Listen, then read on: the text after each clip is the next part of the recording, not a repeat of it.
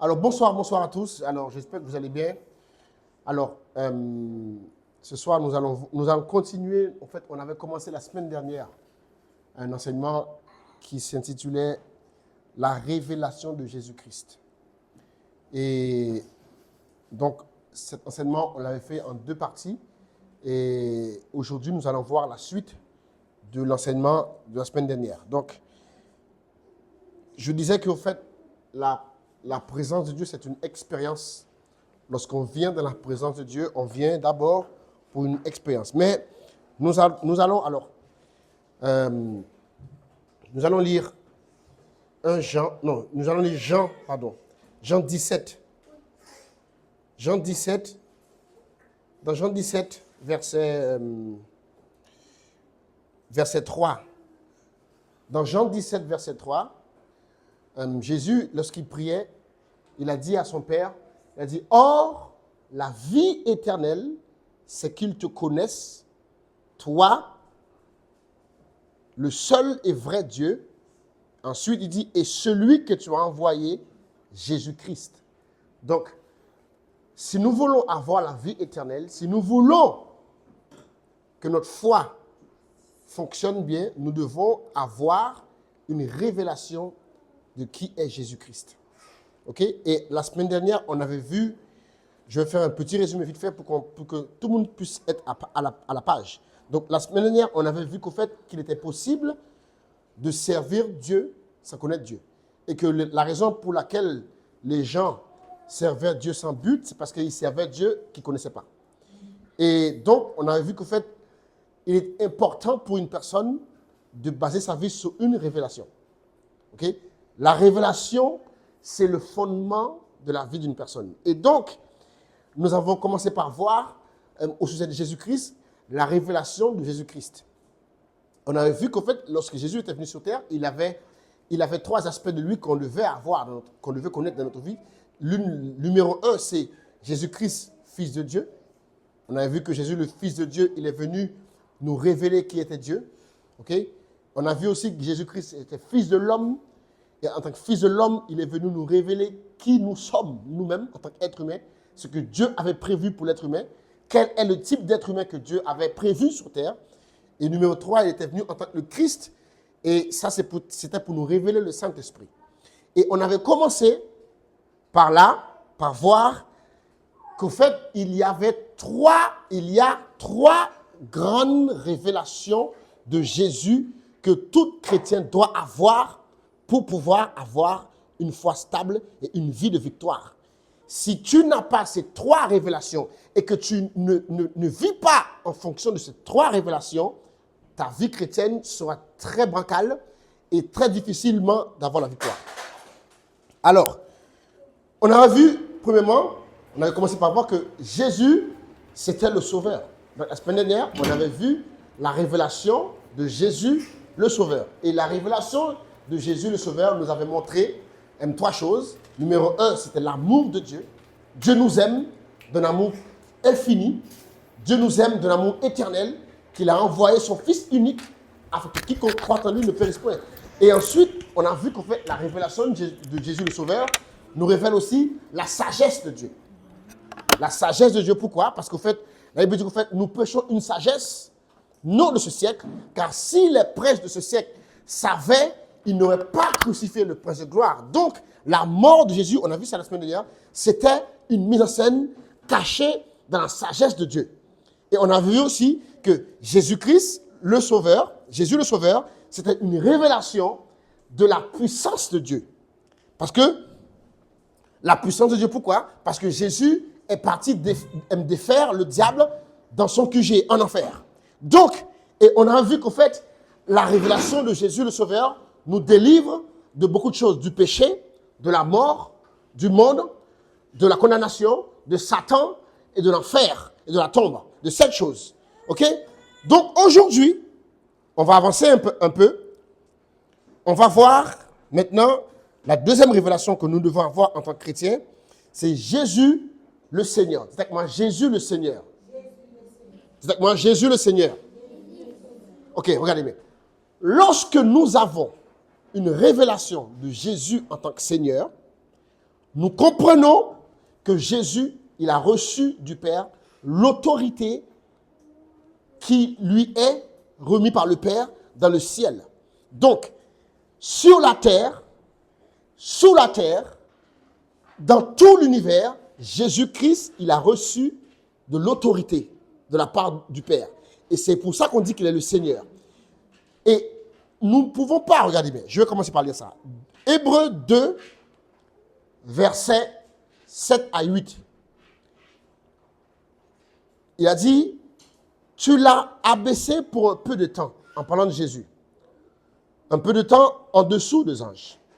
Tu l'as couronné de gloire et d'honneur. Après, il a dit, tu as mis toutes choses sous ses pieds. En effet, en lui se soumettent toutes choses. Dieu n'a rien laissé qui ne lui soit soumis. Cependant, nous ne voyons pas encore maintenant que toutes choses sont soumises. Donc, Dieu n'a rien, lorsque Dieu a remis de l'autorité à Jésus, le Seigneur, Dieu n'a rien laissé qui ne lui soit soumis. Maintenant, pour que vous compreniez c'est quoi Jésus, le Seigneur, nous allons un peu définir c'est quoi l'autorité. Ok? Suivez-moi un peu. On va faire un petit truc là. Quand on parle d'autorité, en fait, on parle... C'est quoi l'autorité? L'autorité, c'est le droit d'exercer le pouvoir. Ok? L'autorité, c'est le droit que j'ai, qu'on me donne, d'exercer le pouvoir. Ce n'est pas du pouvoir, c'est le droit d'exercer le pouvoir. En fait, une personne peut avoir de la puissance, une personne peut avoir du pouvoir, mais il n'a pas d'autorité. Donc, son exercice de ce pouvoir est illégitime. Exemple, une personne qui a un pistolet, un voleur, il a un pistolet. Le pistolet, c'est de la puissance. Si ce voleur, ce bandit, il rentre dans un centre commercial ou bien il rentre chez toi, il te braque avec l'arme, bien qu'il a utilisé quelque chose de puissant, si on l'attrape, il va aller en prison. Pourquoi? Parce qu'il n'avait pas autorisation d'utiliser l'arme. Cette même arme dans la main du policier, le policier, lui, il peut ouvrir et faire feu et il ne sera pas arrêté. Pourquoi? Parce qu'il a reçu l'autorité pour exercer le pouvoir. Comprenez ça? Donc, l'autorité, ce n'est pas le pouvoir, c'est le droit d'exercer le pouvoir. Maintenant, l'autorité est définie dans qu'on appelle une juridiction. C'est quoi une juridiction? C'est un domaine précis que celui qui te confère l'autorité décide que tu peux exercer l'autorité. C'est-à-dire, Dieu, lorsqu'il a prévu de donner l'autorité aux gens, à Jésus, il avait prévu qu'il y ait un domaine en particulier qu'il puisse exercer l'autorité. Regardez bien, je vais vous montrer un truc. Je vais vous montrer un truc. Dans Genèse, on va lire ça. Genèse, chapitre 1, le verset 26. Je vais prendre ma Bible parce que dans mes notes, il n'a pas téléchargé. Genèse 1, verset 26. Je vais vous montrer un truc. Parce que lorsque Dieu donne l'autorité, il définit le domaine d'autorité. Regardez bien. Il dit, faisons l'homme, ok? Il dit, faisons l'homme à notre image, selon notre ressemblance. Après, il dit qu'il domine. Voilà là, il donne l'autorité à l'homme. Mais il dit qu'il domine sur quoi? Sur le poisson de la mer, sur les oiseaux du ciel, sur les bétails sur la terre, sur toutes les reptiles qui rampent sur la terre. Verset 27. Dieu créa l'homme à son image, il créa l'homme et la femme. Verset 28. Dieu les bénit et dit, soyez féconds, remplissez la terre, multipliez-la, assujettissez-la, dominez sur quoi? Sur les poissons de la mer, sur les oiseaux du ciel, sur tout animal qui se meut sur la terre. Donc, l'autorité que Dieu a donnée à l'homme, c'est l'autorité sur son environnement. Dieu n'a jamais donné l'autorité à l'homme sur un autre homme. Dieu n'a jamais donné l'autorité à un homme sur une femme. On a vu le domaine d'autorité, la juridiction. En fait, ce que Dieu a cité là, c'est la juridiction dans laquelle l'homme peut exercer l'autorité. Donc, sur cette terre, nous avons l'autorité sur tout ce qui est dans la nature. Sauf l'être humain. Un homme n'a pas autorité sur l'homme. Un homme n'a pas autorité sur la femme. Et c'est ça qu'on n'a pas compris. En fait, la juridiction de l'homme, c'est sur son environnement, pas sur notre être humain. Et donc, lorsque Dieu lui-même, il a remis l'autorité à Jésus, il n'a mis aucune limite à sa juridiction. Un autre exemple. Vous savez, je vais vous expliquer un peu. Un autre exemple. La police. Dans la police, il y a ce qu'on appelle, il y a la police nationale. OK? La police nationale, leur autorité, c'est sur tous les territoires français. Un policier qui est dans la police nationale, il peut exercer dans tout le territoire français. Mais en dessous, on a ce qu'on appelle la police régionale. Et la police régionale, ils ont reçu une autorité, une juridiction dans une région. Si leur enquête dépasse leur région, ils sont obligés de faire appel à la police nationale. Si l'enquête, ils n'aiment pas ça. Mais si l'enquête qu'ils font outrepasse la région qui leur était soumise, ils sont obligés de faire appel à la police nationale. Parce qu'eux, ils n'ont plus d'autorité. Et en dessous d'eux, il y a la police départementale. Eux, ils ne sont pas dans une région, ils sont dans un département déterminé. Et si leur enquête va au-delà de leur département, ils sont obligés de faire appel à la police régionale. Ça s'appelle l'autorité. En dessous d'eux, il y a les gendarmes, la police municipale. Eux, leur juridiction, c'est une ville, un point de trait. Si ça dépasse l'autre ville, ils sont obligés de faire appel à la police régionale. Et ça, c'est ce qu'on appelle de l'autorité. Et donc, Jésus, le Seigneur, nous introduit à l'autorité que Jésus a reçue. Maintenant, lorsqu'on comprend que Jésus est le Seigneur, il nous introduit, il dit, Jésus avant de partir, il avait dit à ses disciples, jusqu'à maintenant, vous n'avez rien demandé. Demandez en mon nom, et cela vous sera donné. Maintenant, on va voir un peu, c'est quoi le nom que Jésus a reçu. Parce qu'en vrai, lorsqu'on découvre, lorsqu'on a la révélation de Jésus le Seigneur, on comprend la puissance du nom de Jésus. Parce que souvent, nous, on évoque le nom de Jésus, au nom de Jésus, c'est devenu un cliché, mais en vrai, très peu de gens, ils ont la connaissance de ce que c'est le nom de Jésus. Et voilà pourquoi, est-ce que ça t'est déjà arrivé? Toi qui me regardes, est-ce que ça t'est déjà arrivé? Tu as dit, au nom de Jésus, le truc n'a pas changé. Oui ou non? Soyons honnêtes. Tu as dit, au nom de Jésus, le truc n'a pas changé. Pourquoi? Parce qu'en fait, tu l'as dit sans réelle connaissance. Et c'est pas Jésus. Vous allez voir ça. On va. Philippiens. On va voir c'est quoi le nom de Jésus. Philippiens 2, versets 9 à 11. Très important ce que je vous enseigne là. Très important. Parce que si vous n'avez pas la révélation de Jésus le Seigneur, dire au nom de Jésus ne vous sert à rien. Tant que vous ne comprenez pas c'est quoi le nom que Jésus a reçu, dire au nom de Jésus, ça ne sert à rien. Maintenant, je suis en train de vous délivrer. Plus jamais vous allez utiliser le nom de Jésus en vain. Parce que en vrai, ce qui délivre, c'est la révélation. Ce n'est pas juste le nom. Vous allez voir ça. Philippiens 2, versets 8 à 9. Il dit, c'est pourquoi Dieu l'a souverainement élevé, en parlant de Jésus, et l'a donné un nom qui est au-dessus de tout nom, afin qu'au nom de Jésus, tout genou fléchisse dans les cieux, sur la terre, sous la terre, et que toute langue confesse que Jésus-Christ est quoi? Est Seigneur, à la gloire de Dieu le Père. Faites, regardez-moi bien, le nom que Jésus a reçu, ce n'est pas Jésus. Comprenez ça? Le nom que Jésus a reçu, ce n'est pas Jésus. Parce que sur la terre, il y a des gens qui s'appellent Jésus. Il y a un footballeur qui s'appelle Jésus. En Israël, il y a des gens, en fait, Jésus, c'est Yeshua, Hosea, c'est comme Josué. Donc, il y a des gens qui s'appellent, ça veut dire Jésus, Jéhovah sauve, Josué, Yeshua. Il y a des gens en Israël qui s'appellent Yeshua.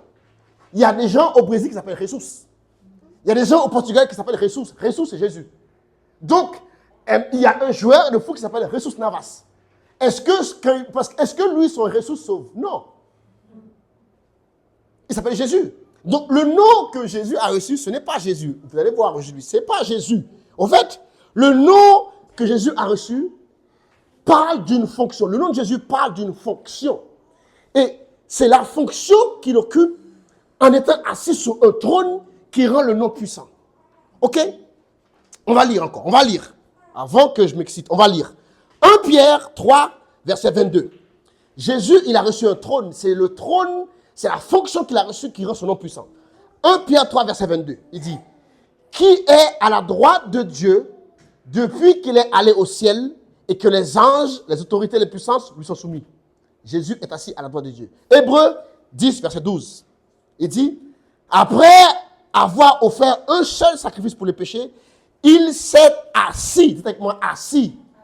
Dites avec moi, assis. Pour toujours à la droite de Dieu. Éphésiens 1, verset 20. Il dit, il a déployé en Christ en le ressuscitant des morts, en le faisant asseoir. Dites avec moi, asseoir. Dites avec moi, asseoir. Asseoir à la droite de Dieu dans les lieux célestes. Regardez bien. Écoutez-moi bien. Ça là, c'est la clé pour changer votre vie. Vous n'aurez plus jamais peur du diable après ça. Regardez-moi bien. Le nom que Jésus a reçu, c'est Seigneur. Ok? Le nom que Jésus a reçu, c'est Seigneur. Et ce nom-là, Seigneur, veut dire autorité suprême. Et au fait, ce nom-là, c'est une fonction que Jésus occupe.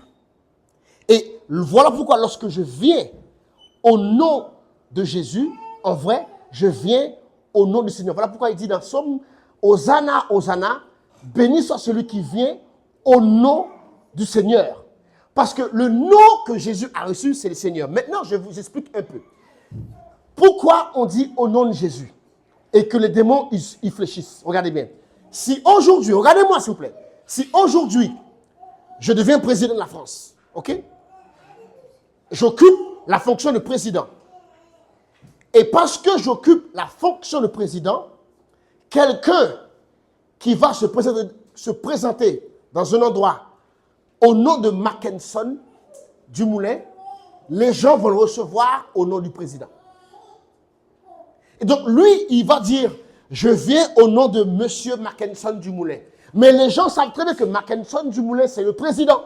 Donc, ils savent très bien que, en fait, ce n'est pas Mackenson Dumoulin le nom, c'est le Monsieur le Président. Donc, lorsque je t'envoie en mon nom, tu vas au nom du président. Mais regarde bien, quelqu'un que M. Emmanuel Macron envoie, il dit, je viens au nom de M. Macron. Mais en vrai, qu'est-ce qui se cache derrière ce truc? Il dit, je viens au nom du président. Et parce qu'il dit, je viens au nom du président, tout ce qu'il dit, tu le fais. Parce que ce n'est pas Emmanuel Macron, non, c'est le président. C'est la fonction qu'il occupe qui rend son nom puissant. C'est la fonction que Jésus occupe qui rend son nom puissant. Donc, le nom de Jésus est puissant parce que Jésus occupe la fonction de Seigneur. Il est assis en tant que Seigneur. Donc, quand tu dis « je viens au nom de Jésus », en fait, le monde spirituel entend « je viens au nom du Seigneur ». Et ils savent c'est qui le Seigneur. Ils connaissent le Seigneur. Donc, quand tu dis « je viens au nom de Jésus », tu sais maintenant que tu viens au nom du Seigneur. Et là, tous genoux fléchissent et toute langue confesse. Parce qu'ils sont obligés de respecter la fonction du Seigneur. Et c'est ça, la puissance du nom de Jésus. Ce n'est pas juste un simple nom. C'est la fonction qu'il occupe. C'est le trône dont il est assis. Il est Seigneur. Donc le nom qu'il a reçu, c'est Seigneur. Jésus est Seigneur. Que tout l'homme confesse que Jésus est Seigneur. Ce n'est pas Jésus le nom, parce que Jésus l'avait sur la terre. Donc ce n'est pas un nom qu'il a reçu. Non. Son nom, c'était son nom sur la terre. Donc ce n'est pas Jésus. Le nom, c'est Seigneur. Maintenant, une fois qu'on a compris ça, on comprend que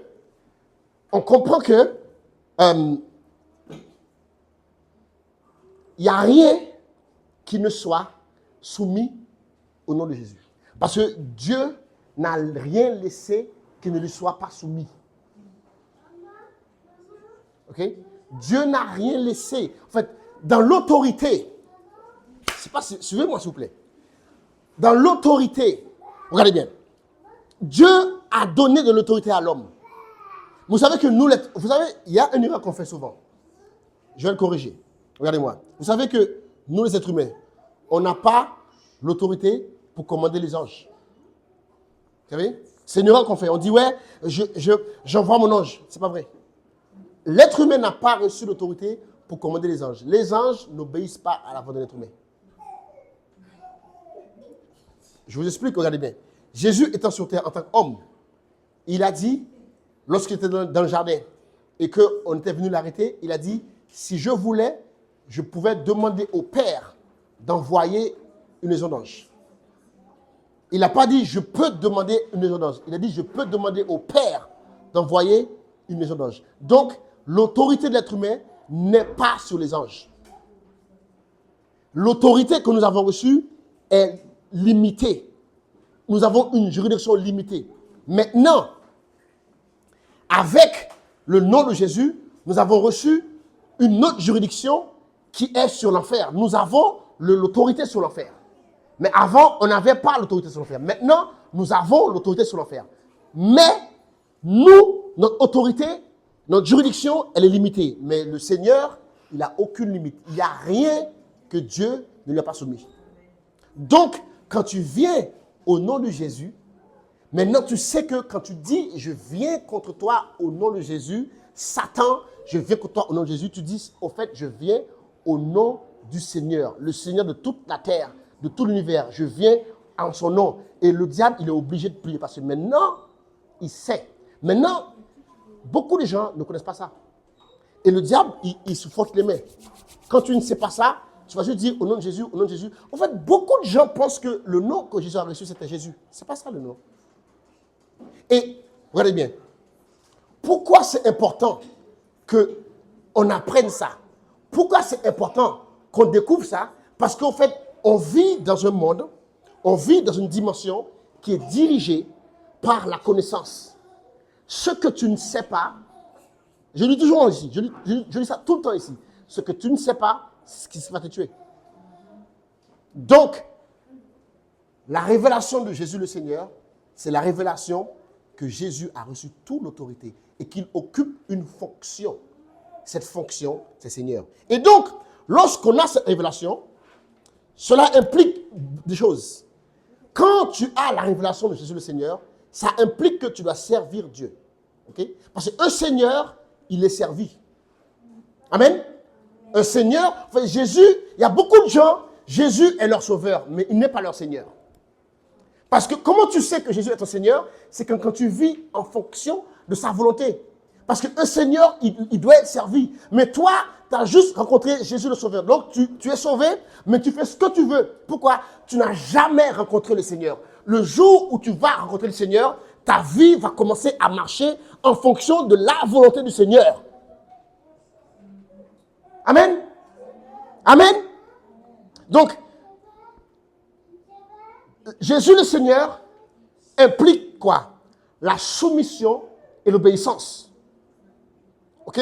La soumission et l'obéissance. Deuxièmement, Jésus le Seigneur implique, en fait, si nous voulons pouvoir utiliser l'autorité qui vient du nom de Jésus, si nous voulons utiliser l'autorité que Jésus nous donne, nous devons mener une vie tournée vers une seule cause. Cette cause-là, c'est que ton règne vienne.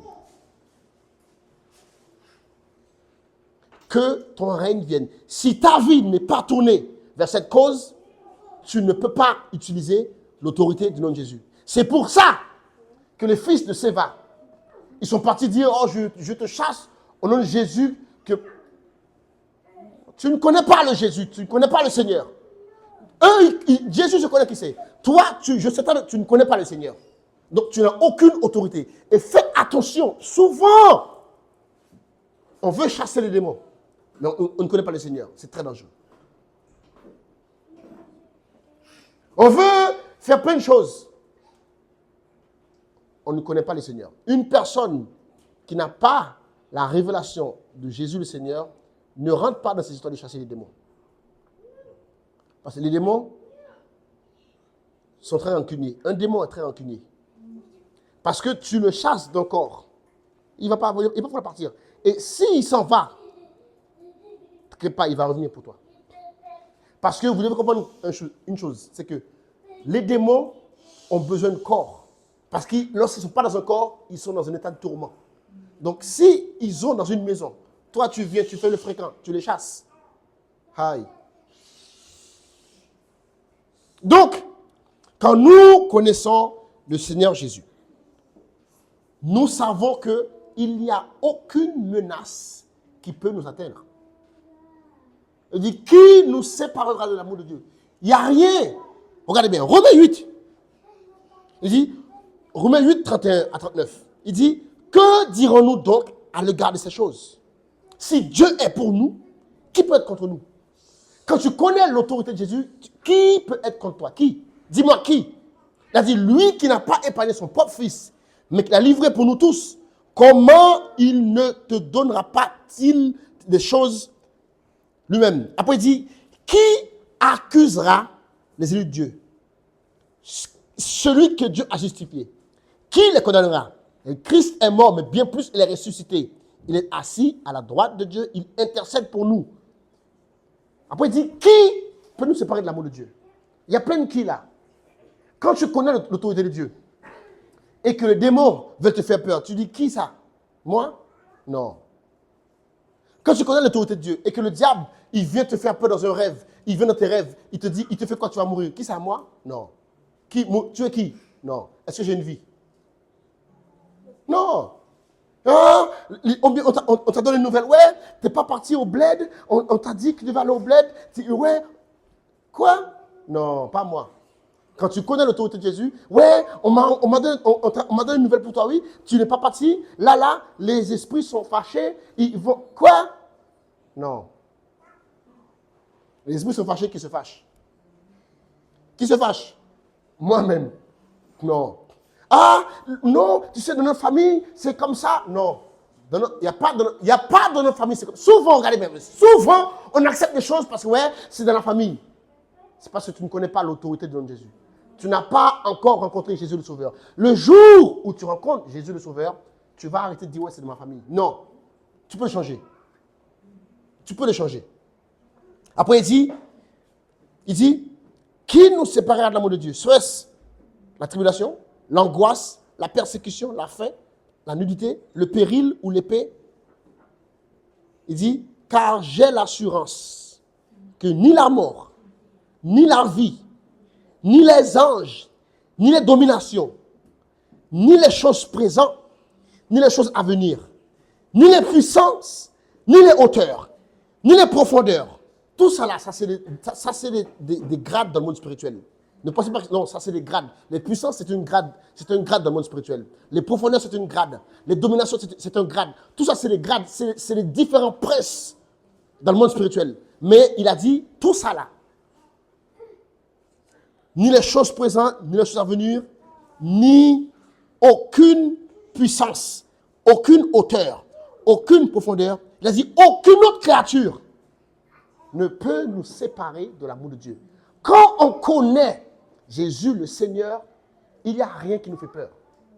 Parce que nous savons que sur cette terre, Jésus a dit, tout pouvoir m'a été donné. Tout pouvoir m'a été donné. Ce mot pouvoir-là, c'est le mot autorité. Toute l'autorité m'a été donnée. Et qu'est-ce qu'il a fait? Il a dit, je vous le donne. Donc, maintenant, tu sais que tu as reçu un mandat. Tu as reçu le nom au-dessus de tout nom. Tu as reçu le nom de Jésus. Maintenant, tu sais que quand tu dis au nom de Jésus, tu parles au nom du Seigneur. Et maintenant, voici pourquoi il a dit, béni soit celui qui vient au nom du Seigneur. Si tu viens au nom du Seigneur, tu es obligé d'être béni parce qu'il n'y a rien qui ne soit pas soumis au nom du Seigneur. Mais tu dois avoir la révélation. Sinon, tu vas être victime. Jésus, le Seigneur. Jésus, ça veut dire Jésus, l'autorité suprême sur tout l'univers. Jésus, le Seigneur, ça veut dire Jésus, l'autorité suprême. En fait, il a reçu un trône qui est au-dessus de toute domination. Il a dit, nous sommes assis dans une chaise avec Christ. Donc, en fait, le trône de... Regardez-moi bien. Regardez-moi bien.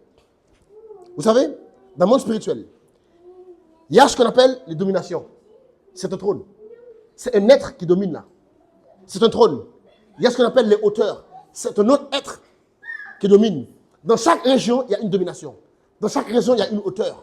Il y a les profondeurs. C'est encore un trône. Chaque pays a une domination. Chaque pays a une hauteur. Chaque pays a ce qu'on appelle les puissances. Ce sont des esprits, tout ça. Mais ils sont dans le monde spirituel. Mais c'est tous des trônes. Nous l'homme, nous sommes un esprit. Nous avons un trône. L'être humain, c'est un esprit. C'est un prince. Nous avons aussi un trône. Notre trône, c'est la domination sur la terre. Nous sommes le prince sur cette terre. Mais on ne le sait pas. Notre trône est vacant. Le trône de l'homme est vacant depuis longtemps. Voilà pourquoi le diable l'utilise. Le diable contrôle la terre à partir du trône de l'homme. Oui. C'est pour ça que vous pensez que dans Job, dans Job 1, on va le dire. Aïe. Job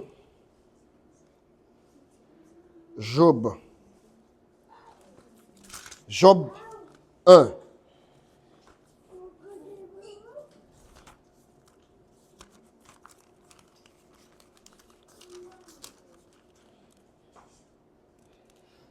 Ok? Regardez bien. Job 1, verset 6. Or, les fils de Dieu virent un jour se présenter devant l'Éternel et Satan vint au milieu d'eux. Ça là, les fils de Dieu, ça veut dire toutes les dominations que Dieu avait établies dans l'univers se présentent devant lui de temps en temps pour rendre des comptes. Ok? Et expliquez-moi comment Satan a fait pour se trouver au milieu d'eux. Puisqu'on sait très bien que Satan n'a pas de domination. Mais le jour de la réunion où les fils de Dieu devaient rendre compte de leur juridiction, Satan s'est présenté. Et Dieu n'a pas dit ça de là. Dieu l'a demandé le compte par rapport à quoi? Regardez bien. L'Éternel lui a dit, d'où viens-tu? Il a dit, je viens de parcourir la terre. En fait, il a dit à Dieu, je viens rendre compte pour mon domaine. Parce qu'en fait, il a usurpé le trône de l'homme. Donc, il est venu se présenter au nom de l'homme. Il s'est présenté pour rendre compte de la terre. Au nom de qui? Au nom d'Adam. Parce qu'il a usurpé le trône de Adam. Donc, c'était... Remarquez bien, Dieu n'a pas dit ça de là. Dieu l'a interrogé comme tous les autres princes. Oui, Dieu l'a interrogé comme tous les autres princes. Parce qu'en fait, il était par défaut, par vol, par usurpation, mais il était en charge d'un domaine. Et il a dû rendre compte. Donc Dieu a dit, est-ce que tu as considéré mon serviteur Job? Donc, dans le monde spirituel, il y a tous ces princes-là. Mais Jésus, le Seigneur, son trône est au-dessus de tout. Donc, ça veut dire que sa puissance est au-dessus de tout. Donc, nous sommes plus... Regardez bien. Aïe, aïe. Comprenez un truc. Lorsque Dieu a créé l'homme, Dieu a créé un trône pour l'homme, un trône pour que l'homme domine la terre. Ok? Et Dieu savait très bien que le diable allait venir tromper l'homme. Dieu sait tout. Dieu savait. Mais ce que le diable ne savait pas, c'est que Dieu avait prévu une meilleure version. Donc, le diable trompe l'homme, il lui prend sa place, son trône. Maintenant, Dieu avait mis en place, ça veut dire que l'agneau de Dieu a été immolé avant la fondation du monde. Ça veut dire qu'en fait, Dieu avait déjà vu que le diable allait nous tromper. Il avait déjà prévu un plan plus excellent. OK? Et dans ce plan plus excellent, l'homme ne serait pas assis sur le trône de la terre, mais il serait assis sur le trône du Seigneur avec Christ. Et donc, il a dit, nous sommes assis dans les lieux célestes avec Christ. Pas en tant que prince sur la terre, mais en tant que co-héritier d'un trône avec Christ. Donc maintenant, l'homme né de nouveau est plus que simple prince sur la terre, mais il est une autorité avec Christ dans les lieux célestes. Voilà pourquoi il peut exercer la domination, il peut exercer toute l'autorité que Jésus a, l'homme l'a aussi. Toute la puissance que Jésus a, un être humain né de nouveau l'a aussi.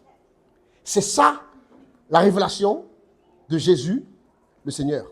Si tu ne comprends pas ça, tu vas toujours être à la traîne.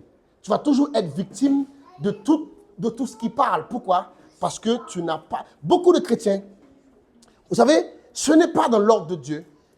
Ce n'est pas dans l'ordre de Dieu que tu viennes et que je te pose les mains. Tu viennes, je te pose les mains pour être guéri. Tu viennes, etc. Non, ce n'est pas l'ordre de Dieu, ça.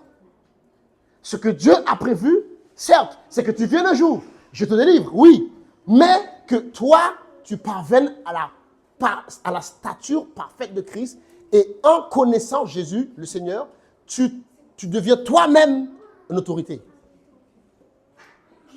Amen. Donc, ça, c'est la deuxième révélation que nous devons savoir, la révélation de Jésus, le Seigneur. Maintenant, passons à la troisième.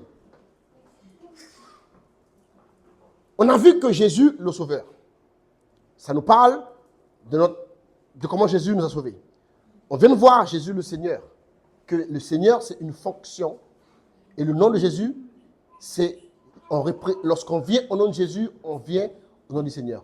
Maintenant, Jésus le Christ. Jésus le Christ, c'est la troisième révélation qu'on doit avoir au sujet de Jésus. Jésus le Christ, c'est quoi? Ça nous parle, ça nous introduit au ministère du Saint-Esprit et son onction. On a souvent tendance à confondre l'onction et le Saint-Esprit. Le Saint-Esprit, ce n'est pas l'onction.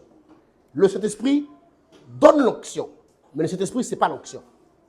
Une rencontre, une révélation de Jésus, le Christ, nous introduit au ministère du Saint-Esprit. OK? Et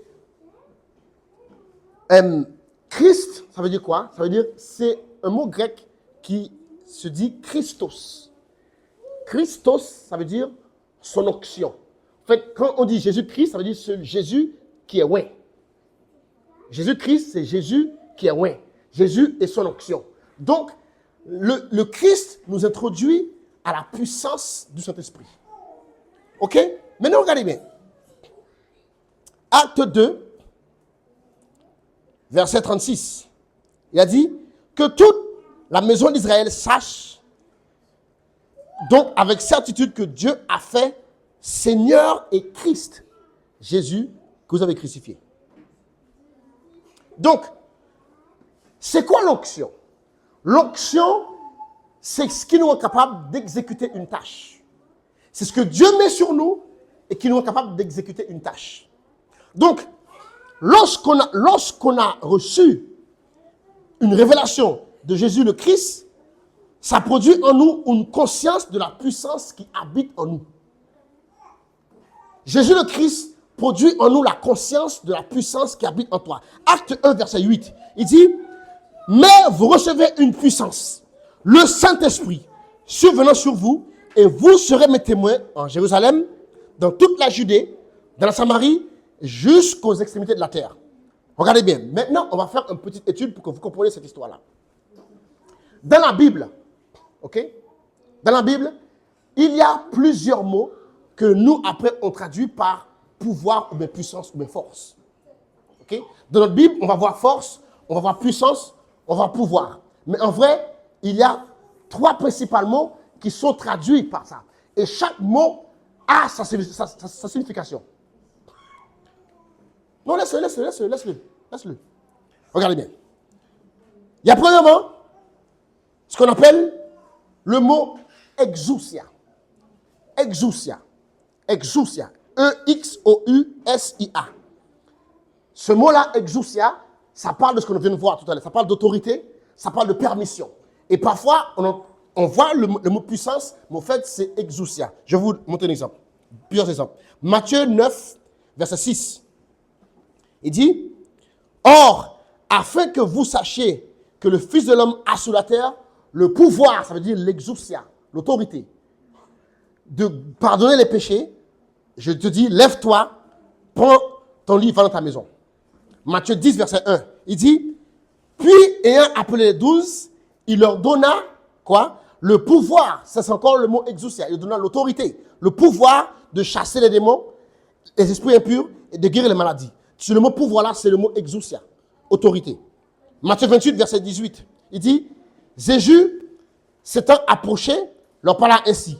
Tout pouvoir, ce mot pouvoir encore, c'est le mot exousia, m'a été donné. Donc, toute l'autorité m'a été donnée. Donc, le premier mot qu'on n'a pas pour pouvoir, c'est le mot exousia.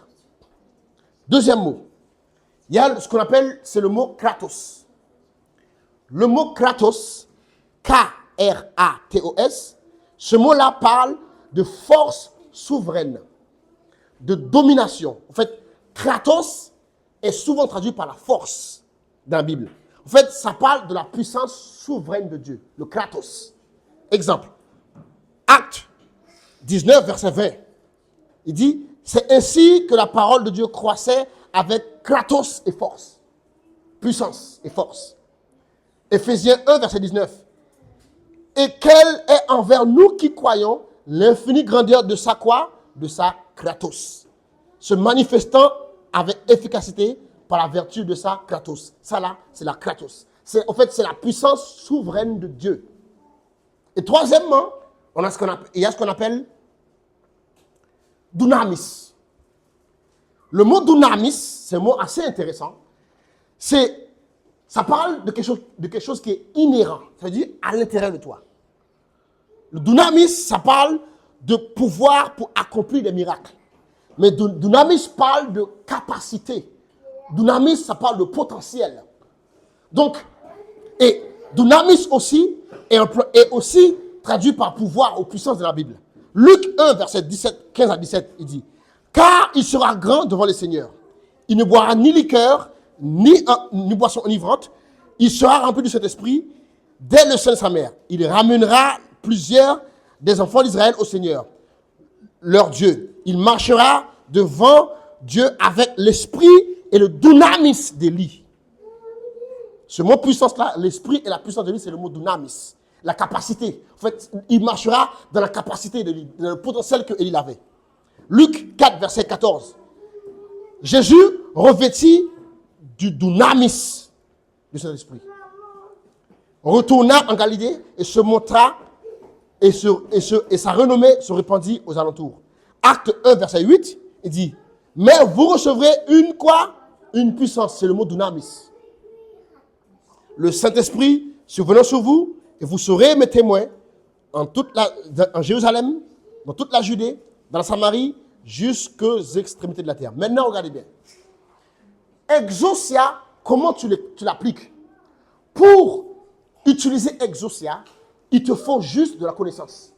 Tu dois savoir quelle est ta juridiction. Tu dois savoir où est-ce que ton autorité s'arrête. Tu dois savoir que tu as reçu l'exousia. C'est simple. Pour exécuter l'exousia, il faut de la connaissance. Dites avec moi la connaissance. Dites avec moi la connaissance. Kratos ne dépend pas de toi. Kratos, c'est la puissance de Dieu. C'est Dieu qui décide quand il l'utilise, où il l'utilise. En fait, c'est la souveraineté de Dieu. Ça, on n'a rien à faire. Kratos ne dépend pas de nous. Dieu intervient quand il veut. OK? Mais, ce qui nous intéresse ce soir-là, c'est dunamis. Dunamis dépend beaucoup de ce que tu fais.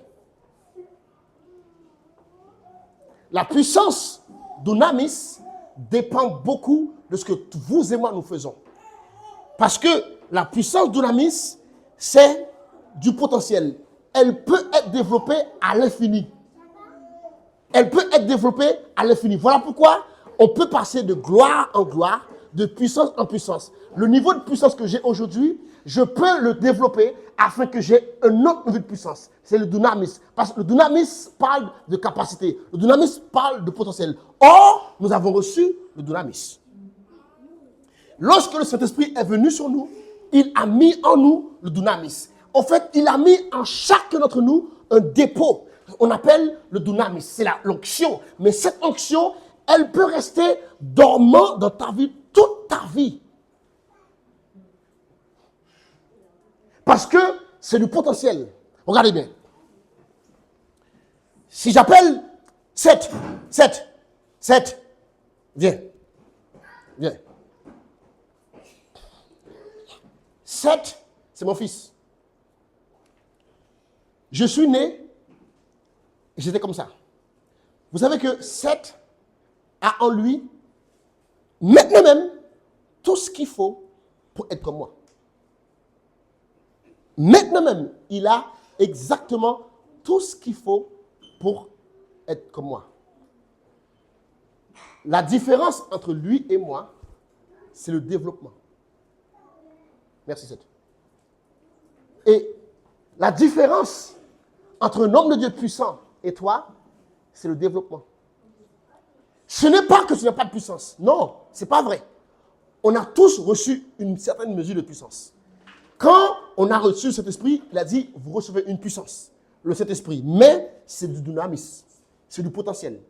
Ça se développe.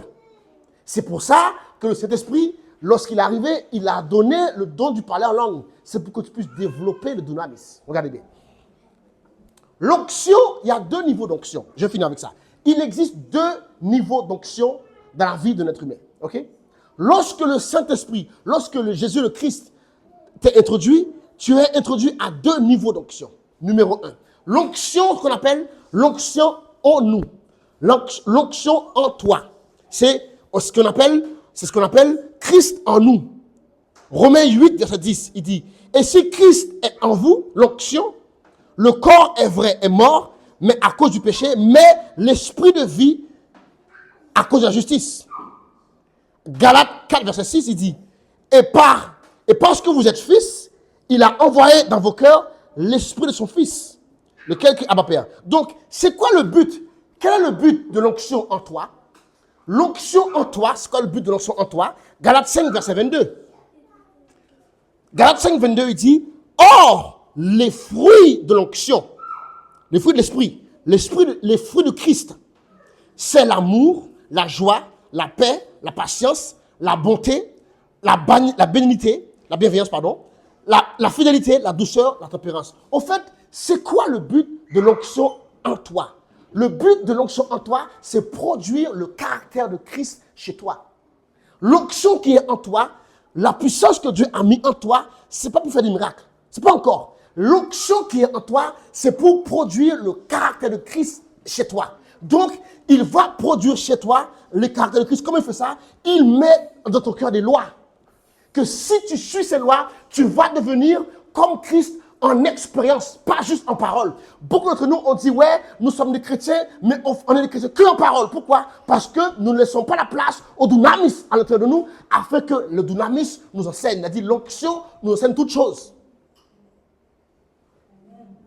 Hébreux 8, verset 10, il dit, voici l'alliance que je ferai avec la maison d'Israël. Après ces jours-là, dit le Seigneur, je mettrai ma loi dans leur esprit. C'est-à-dire, l'onction de Dieu est en toi, et cette onction qui est en toi t'enseigne toutes choses. Toi, ton rôle, ton objectif, c'est de suivre les penchants, c'est de suivre les dictats de l'esprit en toi, afin que tu puisses ressembler à Christ en expérience, pas juste en parole. Trop de gens parlent, trop de gens parlent, trop de gens parlent. Ah, moi j'aime Dieu, mais on ne voit pas que tu aimes Dieu. Ça doit se voir. Ça peut se voir. Ah, moi je suis chrétien. Ça ne se voit pas.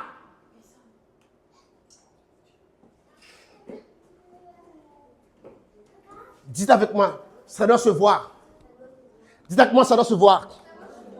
Dites avec moi, ça doit se voir. Et comment ça se voit? C'est quand tu laisses l'onction en toi agir. Et vous regardez bien. Dieu a...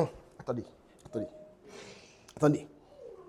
Vous savez, il y a un verset qui dit, Christ en nous, l'espérance de la gloire. Ça veut dire, lorsque Dieu nous a envoyé l'onction en nous, il a une espérance que cette onction en toi produise sa gloire. Il a une espérance que cette onction, Christ en toi, il a une espérance qu'il sait très bien que s'il met cette onction en toi, ça a la capacité de produire un style de vie qui lui rend gloire. C'est pour ça qu'il a dit Christ en nous, l'espérance de la gloire. Parce que la gloire, Il a dit, je porte ce trésor dans un vase de terre. Nous sommes des vases de terre, mais nous portons en nous un trésor. Mais souvent, nous, qu'est-ce qu'on fait? On prend le trésor, on le cache. La foi, c'est privé. Donc, personne ne sait que tu es chrétien. Ton trésor, il est caché. Ton trésor, il est caché, c'est dans mon cœur, ok? La foi, c'est dans mon cœur, Jésus, c'est dans mon cœur, etc. C'est vrai, mais c'est hypocrite. Le trésor qui est en toi, Dieu veut que ça déborde, et que ça devienne l'onction sur toi. L'onction sur toi, c'est le Saint-Esprit sur toi qui te pousse à agir. Et vous devez comprendre un truc, c'est que lorsque le Saint-Esprit en nous, l'onction en nous grandit, ça nous rend à l'image de Christ. Maintenant, nous sommes aptes à ce que le Saint-Esprit vienne sur nous. Nous sommes aptes. En fait, tant que, voilà pourquoi il est dangereux. Voilà, moi, je vois beaucoup de gens disent, ah, moi, j'ai un appel. Moi, j'ai mon appel, je veux être dans mon appel. Ouais, dès que tu lui parles, la personne, mon appel. Dès que tu lui parles, c'est mon appel. Écoute-moi, ton appel ne va jamais se manifester si tu n'as pas le caractère de Christ. L'onction que tu as besoin pour exécuter ton appel ne va jamais venir sur toi si tu n'as pas le caractère de Christ. Dieu ne va pas prendre de risque avec toi. Parce que, et si tu insistes, tu sais ce qui va se passer? Si tu insistes, tu vas être élevé, et un jour, le diable va te faire un truc, la chute sera sévère. Parce que le diable va te faire croire que tu es bien. Le diable va te faire croire que voilà, que tu n'as pas de défaut. Il va te faire croire que voilà, il faut avancer. Moi, je te dis, tu as besoin de consécration. Non, tu me dis, le diable te dit, oh non, le pasteur Marc, il veut juste pas que tu avances. Ok. Fais ce que tu veux. Un jour, le diable va te rattraper. Et quand il va te rattraper, il va attendre que tu es là-haut. Et il va exposer qui tu es. Moi, je te dis, consacre-toi maintenant. Tu dis, non, moi, je veux mon appel. Ok, vas-y. Il va attendre que tu es là-haut. Tu sais, tu ne sais pas ce que tu vas faire quand tu touches 1 million. Pour l'instant, tu as 10 euros, 20 euros, tu passes à mon appel. C'est pas vrai, tu es cupide, mais tu ne sais pas. Ah, mon appel. Parce que tu as 10 euros, 20 euros. Un jour, on te donne 1 million. Tu vas voir comment tu vas te corrompre. Le diable le sait. Mais Dieu n'est pas contre les 1 million. Dieu veut te donner plus même. Mais Dieu veut d'abord traiter ton caractère. Afin que lorsqu'il te donne les 1 million, tu ne sois pas corrompu. Que ton cœur ne soit pas emporté par les 1 million. Que si tu te donnes 1 million, tu peux faire des œuvres avec. Pas juste que tu mettes dans ta poche. Le jour où tu te mets dans un bureau avec de l'argent, beaucoup d'argent, que si tu prends, personne ne va voir. Le jour où tu te mets dans un bureau avec une secrétaire qui oublie la moitié de sa jupe tous les jours. Ouais, c'est ça, oui. Tu ne peux pas dire non. Tu ne peux pas dire non pour un kick-off. Ah, il faut que j'aille le kick-off. Mon ami. Hey. Hein? Non. Et le but de l'onction en nous, c'est de nous préparer pour l'onction sur nous. Parce que l'onction en nous, c'est quoi? C'est le caractère. En fait, entre l'onction, la puissance qui vient, en fait, souvent nous, les gens, on pose les mains, les gens tombent, on parle, mais on oublie qu'on fait tout ça là. S'il n'y a pas le caractère de Christ qui le soutient, c'est fébrile. Explique-moi une personne qui a imposé les mains aux gens après qu'il tombe dans l'adultère. Je ne juge pas. Mais c'est quoi la différence? Samson était ouin, oui ou non? Samson était très ouin. Vous savez que Samson n'était pas musclé? S'il était musclé, les gens n'allaient pas dire où est sa force. Si c'est un homme musclé, baraqué, on savait, oh, mais c'est évident qu'il est fort. Mais il ne devait pas être musclé. Donc je dis, mais il vient d'où sa force? Parce que c'est pas normal. Cet homme n'est pas. Si tu vois un homme baraqué, musclé comme ça, tu vas dire oui, il est fort. Mais quand tu vois un gars frêle, normal, il bat tout le monde, tu te dis, mais où est sa force? Mais sa force, c'est comment même? Il n'a pas de biceps. Mais c'est comme ça. Samson était ouais, mais il n'a pas de caractère. Et beaucoup de gens, beaucoup d'entre nous, on est là, on veut être ouais. Moi, je suis là pour dire, on travaille le caractère. Je suis le pasteur. Moi, je veux que tu sois ouais. Est-ce que Dieu veut te win? Oui, Dieu veut te win. Sûr et certain. Est-ce que Dieu t'utiliser? Oui, Dieu veut et Dieu va t'utiliser. Mais moi, je suis là pour que tu travailles ton caractère. Et l'onction en toi. L'onction en toi. Dites avec moi, l'onction en moi. Dites avec moi, l'onction en moi. Aïe. Donc, quand on a rencontré Jésus le Christ, on rencontre le Saint-Esprit. Mais, il y a des attentes. L'attente qu'il faut, c'est une totale soumission à Dieu. Totale soumission à Dieu. Donc, je vais conclure maintenant mon enseignement. La révélation de Jésus-Christ, de Jésus le Sauveur, pardon, nous informe sur qui nous sommes. OK? Qui je suis? Je suis racheté. Qui suis-je? Je suis justifié. Qui suis-je? Je suis aimé de Dieu. Qui suis-je? Je suis pardonné. Qui suis-je? Je suis un enfant de Dieu. Qui suis-je? Je suis sanctifié. Qui suis-je? Je suis saint. Qui suis-je? Je suis la prunelle des yeux de Dieu. Qui suis-je? Je suis aimé de Dieu. Qui suis-je? La révélation de Jésus, le Sauveur, nous donne le sang de Jésus. Le sang de Jésus nous libère. Le sang de Jésus nous sauve. Le sang de Jésus nous pardonne. Le sang de Jésus nous guérit. La révélation de Jésus le Sauveur. La révélation de Jésus, le Christ, non, le Seigneur, nous informe sur notre position. Le Sauveur nous informe sur qui nous sommes. Le Seigneur nous informe sur notre position. C'est quoi? C'est l'autorité que j'ai et c'est où est-ce que je suis assis en Christ. Donc, quand tu connais le Seigneur, tu sais où tu es positionné. Tu sais très bien que le diable, il est sous tes pieds. Et pour finir, la révélation de Christ nous informe sur la capacité que Dieu a mis en nous et sur nous. Amen. Donc, ces trois révélations de Jésus, toute personne doit les avoir. Si tu veux vivre une vie chrétienne forte, tu ne peux pas ignorer ça. Tu ne peux pas ignorer ça. La Bible dit que mon peuple périt par manque de connaissance. Et donc, tu ne peux pas ignorer ça. Connaître Jésus, ce n'est pas juste dire « j'ai donné ma vie à Jésus ». Connaître Jésus, c'est connaître les trois facettes de Jésus. Amen. Amen. Que Dieu vous bénisse. Que Dieu vous bénisse. Alléluia, on va applaudir la présence de Dieu. Amen.